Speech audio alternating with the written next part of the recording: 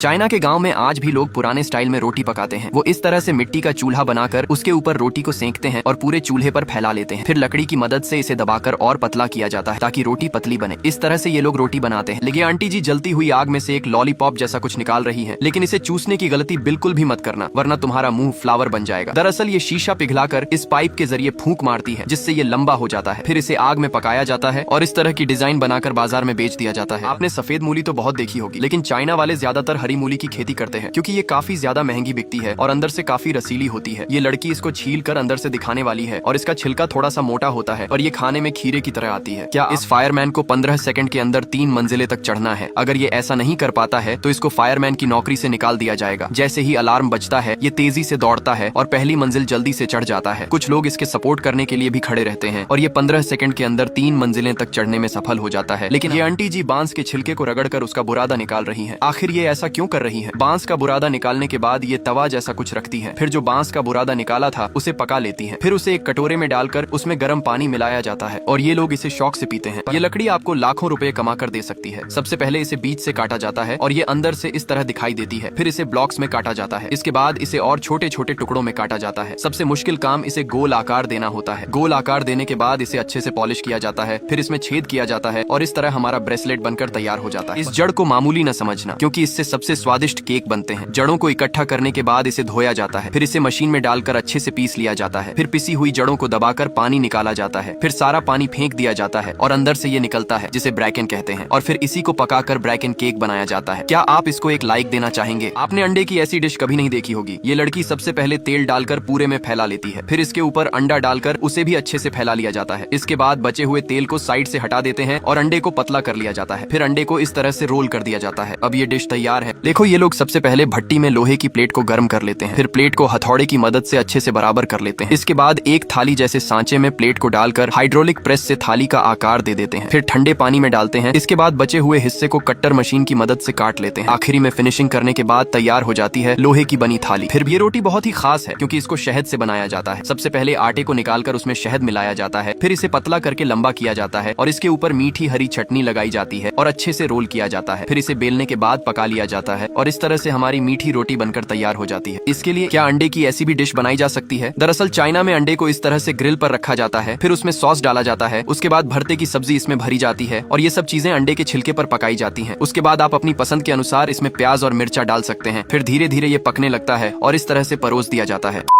कभी भी इस गजब व्हाट्सएप चैनल को इग्नोर मत करना, क्योंकि इसको फॉलो कर आप करोड़पति बन सकते हैं और साथ ही दुनिया की हर अद्भुत जानकारी और हर महीने गजब चीजें जीत सकते हैं।